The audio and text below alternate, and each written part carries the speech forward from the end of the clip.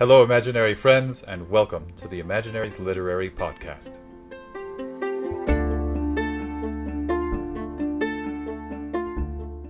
And thus, in between, they carried both worlds too, though she tried to hide the key.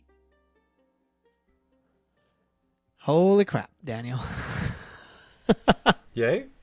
Yes, What? yay. It's a lot to process. Like there's a lot of there's a lot in this story. Cool. And it's really, really good. Number one, it's fantastic. For anyone else listening, if you write things too, and nobody said it's really fantastic, it feels amazing, you need to hear it. Yes. If you just need to submit something so that somebody says that, go for it. Yeah. We'll say it. It's fantastic. Daniel is fantastic, and I know that Thank Timothy you. will agree with me. Thank You're you. welcome. Yeah, absolutely fantastic. I love the pacing, the mystery, the tension, the build-up. Absolutely fabulous. Yeah. So I'd love to hear where the inspiration for this story came from. Yeah, heck yeah. Why, thank you, Timothy. Definitely have had a couple of inspirations, but I'm a big fan of Susanna Clarke. I feel like she's one of those authors who probably writes. I mean, she doesn't know me, but perhaps someday. Maybe she will now. Maybe she will now. We'll see. I was gonna say, just for the people out there that don't know, what has she done? What has she written? Oh yeah, so Jonathan Strange and Mr. Norrell.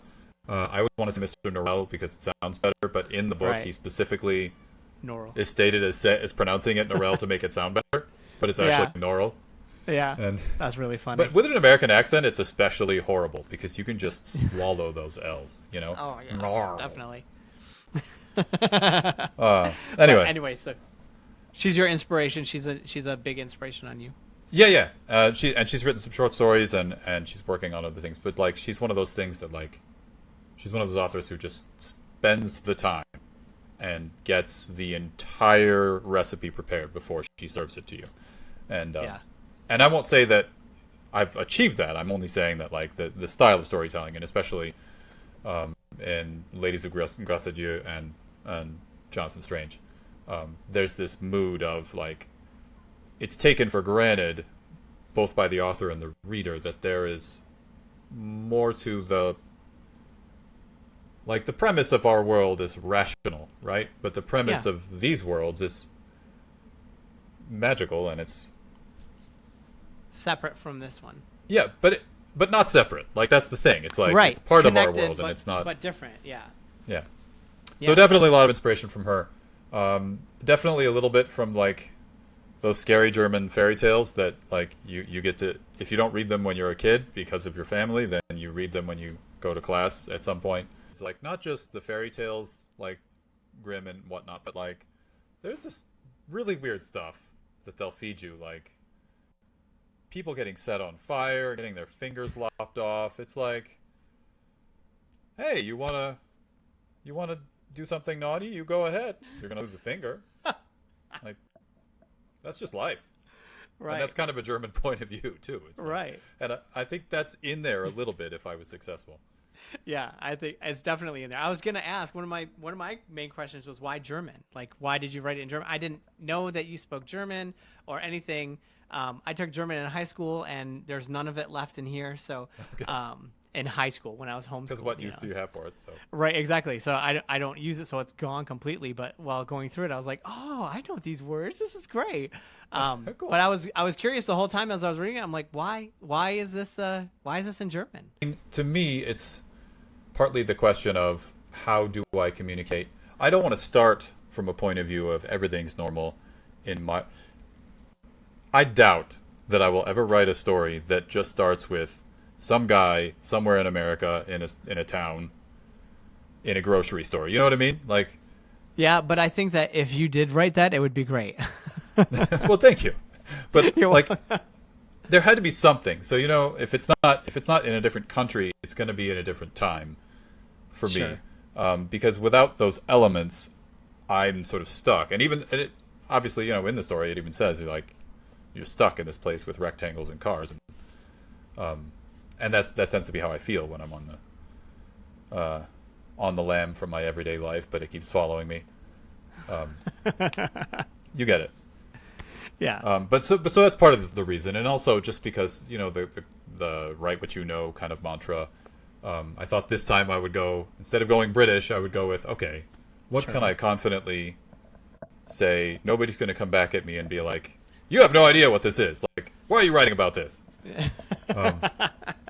And that's how I feel about all of my latest. writings. Everything that I write, I'm like, yeah, I don't know anything about this. I'm going to research it to death, and I still don't know. Well, and we should have the freedom to do that. Like, there's, Right. that movement for only write your own personal experiences. That's been going on for a long time. But authors have been doing it since thousands of years BC. Like, there's no reason why we shouldn't be allowed to do it.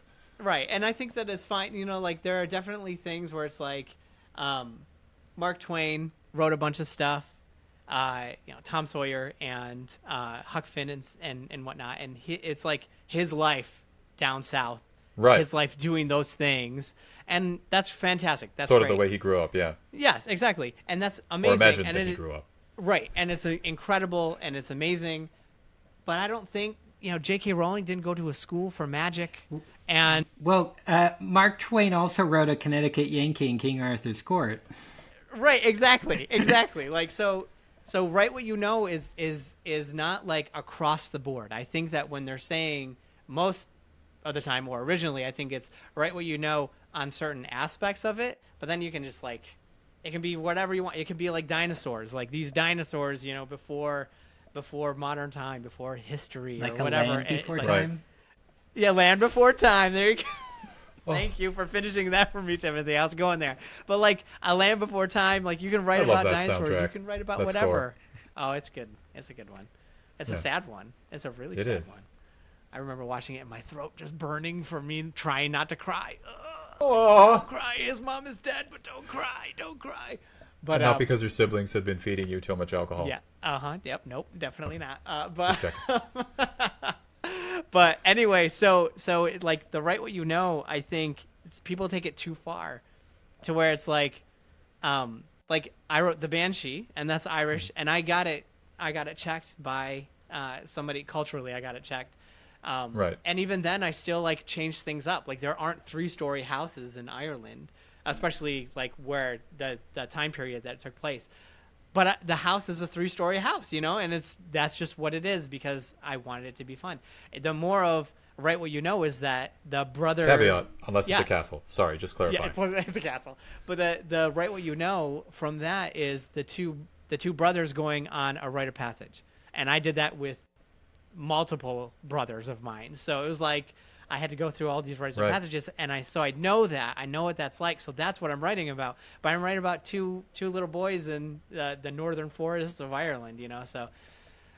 So write what you know, I think only is some aspects, but it's not the whole thing. So Totally. that's interesting. Totally. But I love that this was in German. My whole point of Thank you. asking about it was that I love that it was in German, and your accents are awesome. So that worked for you.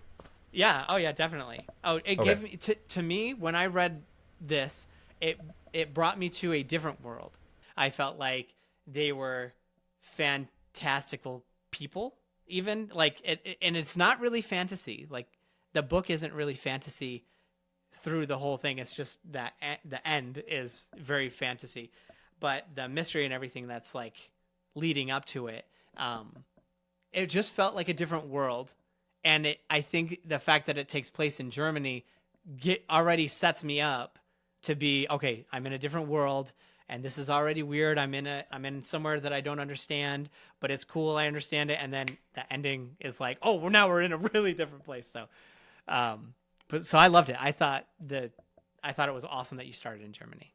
I think there's something too about Europe that lends itself more towards fairy tales as opposed to like somewhere middle America. Right. I think one that the cultures are older and deeper and there's more mystery to it. Yeah. Right. Definitely. But because two of the biggest devices within fairy tales for creating a sense of mystery are time and distance. Yep. Yep. That's why the classic upon a fairy time. tale begins a long time ago And in a faraway yeah, land. Right. Because the more unknown it is, the more room there is for mystery to be there. Because it's conceivable that in the past things were different, or it's conceivable that in some faraway there were part of the dragons world that we sometime don't somewhere. know, things could be different. And right. So you've just stated very succinctly what I took like 2 paragraphs to say, I think. But well done, Timothy. Daniel, your style in this is just fantastic. I mean, I love your style. I think it is so rich and it's deep.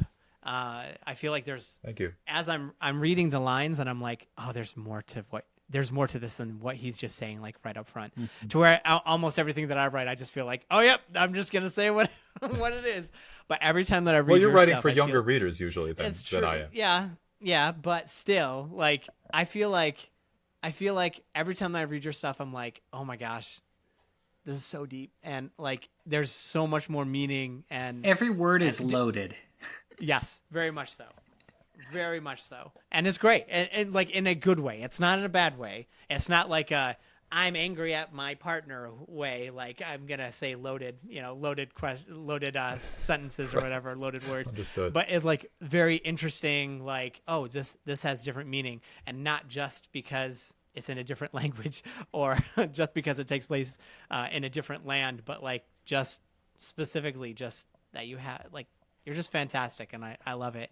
It's very poetic and really, really good. I really enjoy reading your stuff. So, Thank you. do you want us to talk about the ending, or should we leave that up to interpretation? Yeah, let's find out what they think. What do you guys think? What does it mean? That whole last bit in the other world, which is actually the world. You know. This is the other world. But that's all I'm going to say. What do you think it all means? Okay. Put it in the comments, and then like the comments that are different or similar to yours, and then let's get a conversation going in the comments and figure it out. Because there's definitely a lot that goes into that where it's like, oh my gosh. But how long did this take you to write, Daniel? Unfortunately, like 3 weeks. I thought it was going to be done in like 1 week.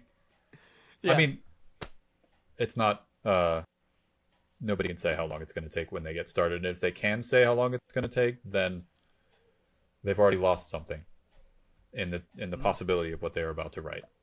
Because why? What do you mean? Because if time is your master and not the spark, not the engine of creativity, then it's only going to go to that next wall. Yeah. And it's going to stop. Yeah. Yeah.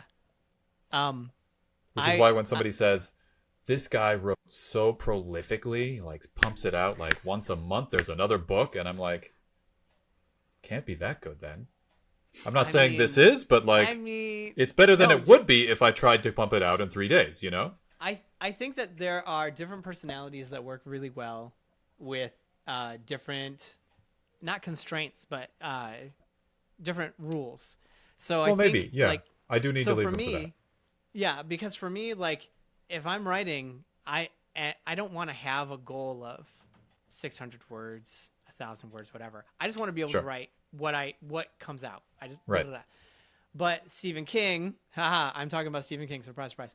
Stephen King, he tries to get like, I think it's something like 6,000 words in. Like he treats it like a job. So it's 9 to 5 and more. So like if he's just sitting around and he's thinking about it, then he's just like, and like writes it down. He's like, be rude. Like in his book on writing, he's like, if you want to be a prolific writer, like be rude. Don't go to places. And if you do go to places and you get struck by inspiration, write it down. Be rude and like ignore people. And I'm like, ooh, I don't like that, because when I'm with people, I like to be with people, and I feel like we're all social and respect them. Beings. Yeah. Yes, and you respect them, right? And I feel like you that's could also relationally communicate that you're going to write an idea down. Yes, and I think there must be a middle road here. I think at this point, if Stephen King is at your party and he's like turning around, like writing away from you, I think that it's okay for him to do that. Like, let the dude write. But I think that I would just be amazed that Stephen King was at my party. Right. Yeah. Exactly. Yeah. Stephen King, come to our party next time. Well, I think you meant to go down the street. There's a. Yeah. Right. Not here. There. But what I would say is there are other people that they would they have jobs, 9-to-5 jobs, and what they did that worked really well for them is they would work 9 to 5, and then they would get home and they would write for 3 hours, and that was it. And then they would wake up and write for 2 to 3 hours or whatever, and then go to their job, and then come back and write 3 hours. If it was there, it was there. If not, like inspiration. If the inspiration was there, they would be writing for 3 hours. If not, then they would be just sitting at their laptop for 3 hours, doing whatever.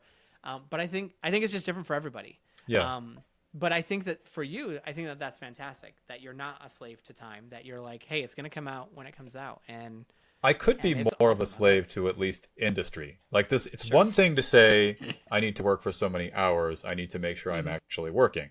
It's another thing to say, like, I have to be done by tomorrow, Right. Like that, Right. that's a completely different idea, Yeah. Like, screenwriter and showrunner John Fusco. Did you guys meet him when you were in Hawaii? No. Okay. Unfortunate. Okay. Well, he's really nice. Yeah. Anyway, and he told me like he'll wake up at before dawn, and so I'll stay up late to get that time alone. He wakes up before dawn. He goes out and he sits with his horses, and he'll start writing for like a few hours right then before anybody else is up or doing anything. Yeah. So like he's industrious. But I think he gets the job done. Like I think he communicates potently. I think he does what he means to in his scripts. So yeah, it's to me it's I don't like to think of myself as like formulaic. I don't like using formulas for my books and stories and like setting up and like doing whatever. I like it just to flow. And it feels more creative. It's a lot more fun. But when I try to like outline and do stuff, it screws with my head for whatever reason. It's just not there. But when I think about like, oh, I have to get 6,000 words done in a week or whatever the measurement is, that screws with me to where I'm just like, hey, I'm just gonna get done whatever I can. And if I'm excited and I'm like working real hard and I'm getting a ton of stuff on page, then I'm flying. I'm like, here we go. Done, and you may get done more than you had actually intended. Right. And then I'm sitting up in bed writing on my phone, like because you had another idea. Yes. Once you got that there. happens. Oh my gosh. The last story that I just wrote, I briefly told you about it, Danielle and Timothy. I wrote that 90% of it was me in bed after the fact. Like, so I'd be sitting in my time that I set a time to write, and I would write, but then the majority of it would be when I'm laying in bed because it marinated in my head, just sitting there, the idea. And so then when I'm in bed at night, I'm like, like I would write so much. It's not good. It's in a terrible place right now, but it's set up really, really well for a second draft. The second draft is going to be awesome. Different parts of your brain will turn on and shut off, depending on your physical activity. So I imagine too, like the process of going, brushing your teeth, whatever, coming to bed, that's going to operate. I don't know which part. I studied all of it and I can't remember now. So, I really enjoyed, what I thought was like, symbolism and, some more of your inspirations, like, the wardrobe, but it's not a wardrobe. What was the word that you used for wardrobe? A cabinet or curio. It's not for clothes. It's like for display. Right. But to me, the whole time that you were talking about that, I was like, language in the wardrobe, man. And I don't know if that is like accurate or true to you, but it was like the wardrobe that leads to the other world. And then you have this curio that ultimately leads her to this other world. And so to me, it was like, and it was with a key, which. But the magic is not in the curio. Just to clarify. No, I know. But the magic in the original was rings that they had. The magician's nephew, they had rings that were made And so like ring, Still key, you know, all that, like it for whatever reason. And when they touched the ring, they went to the other world. And so then she touched the key. Yeah. And so like, to me, it was like, I just felt like it was like coming through, and it really made me enjoy it a lot more. And I thought it Okay, was so great. the I thought it was comparison really doesn't actually put you off. not at all. No, You no, enjoyed not it. at all. You're like, Yeah. Oh yeah, definitely. I know what kind of world I'm Definitely. in. Yeah. Oh, I love, and Interesting. that's literally what it. I felt like it set me up for that a little Okay. bit too. So 'Cause I It don't was like really cool. knowing what kind of world I'm in. So ah, I don't like the comparison. Of course, is flattering, but on the other hand, like I can't stand up to Narnia, and I'm not going to try to do Narnia. You know what I mean? What do you think, Timothy, about that? If you would, Yeah, deign I mean, to tell us.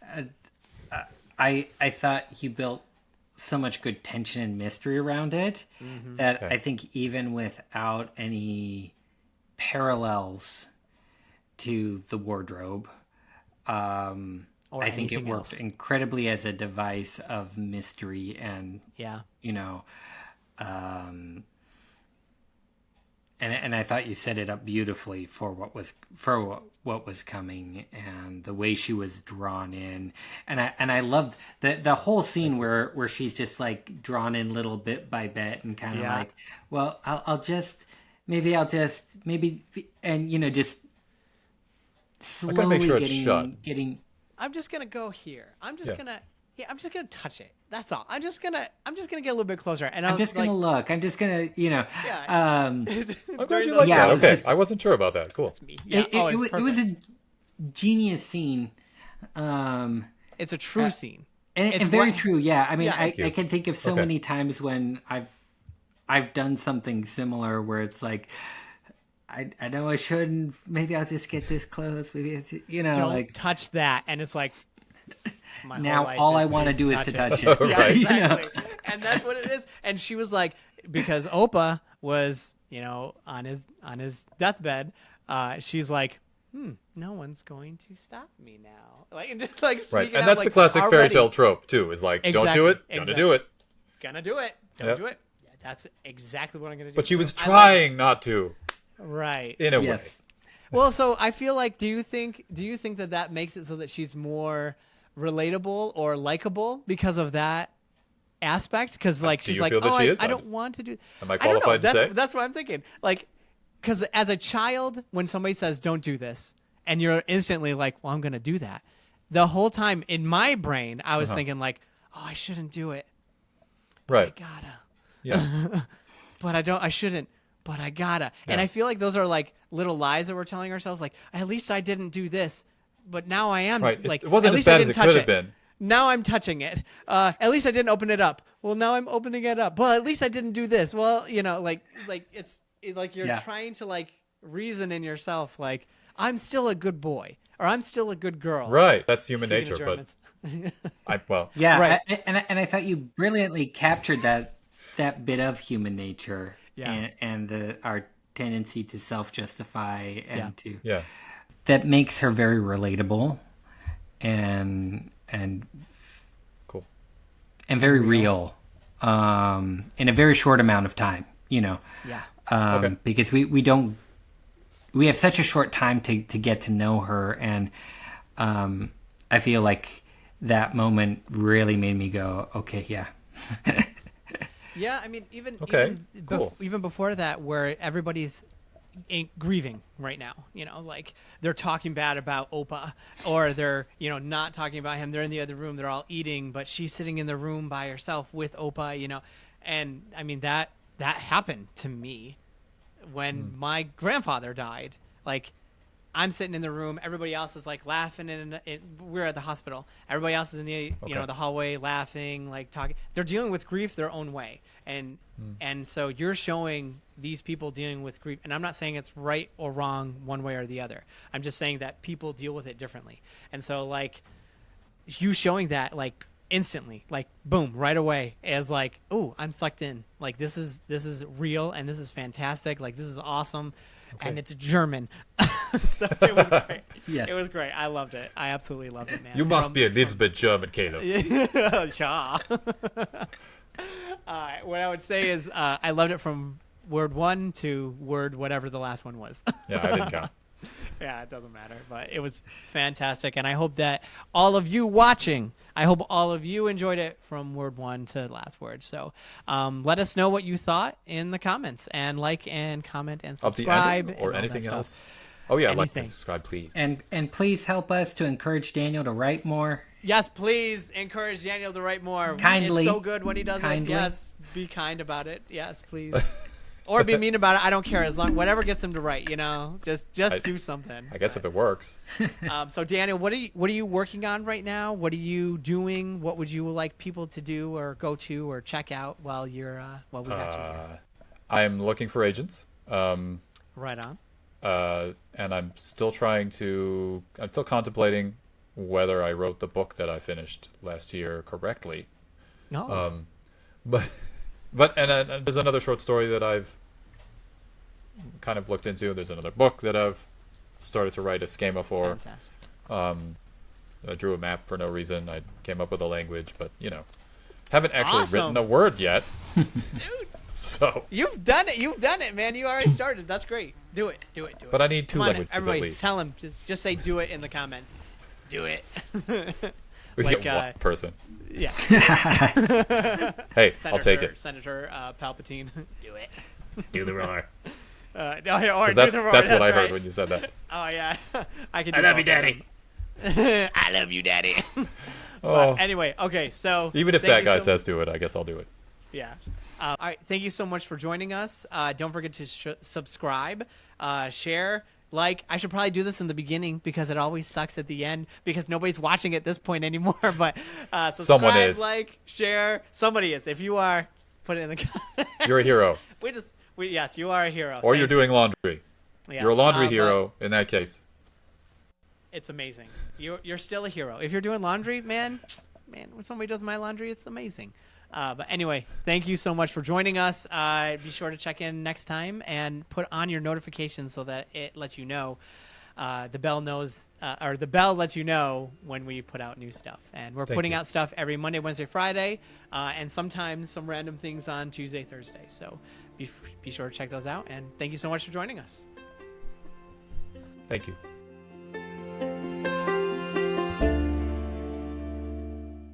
Hi, if you enjoyed that, then maybe you should watch this. Or maybe it's on this side. I don't know. I don't know how this works.